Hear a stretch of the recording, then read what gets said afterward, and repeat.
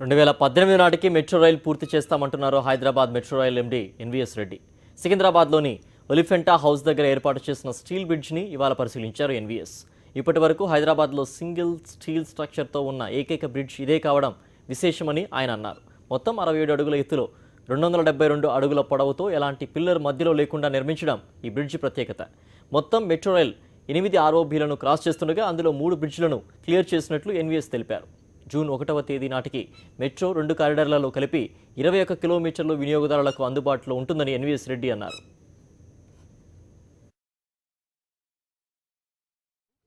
దాదాపు 8 కిలోమీటర్లు already complete అవ్వడం జరిగింది. దాన్ని ఇది కూడా చేసేస్తే ఇక్కడ మధ్యలో 3 ROBs అన్నమాట. ఆలుగడ్డ బావి పూర్తయింది, చిలకలు కూడా పూర్తయింది, ఇప్పుడు ఒలిఫెంటా కూడా పూర్తయితే దీన్ని బేగంపేట వరకు కూడా తీసుకెళ్ళొచ్చును.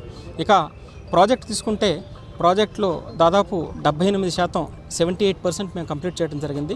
ఈ సంవత్సరం చివరికి ఈ 2 కారిడార్లు అనమాట, మియాపూర్ నుంచి ఎల్బీ నగర్ వరకు 29 కిలోమీటర్లు, తర్వాత నాగోల్ నుంచి హైటెక్ సిటీ వరకు 27 కిలోమీటర్లు, ఇక చిన్న 1 కిలోమీటర్ మాత్రం మిగులుతుంది, రాయదుర్గేది తర్వాత చేస్తాము.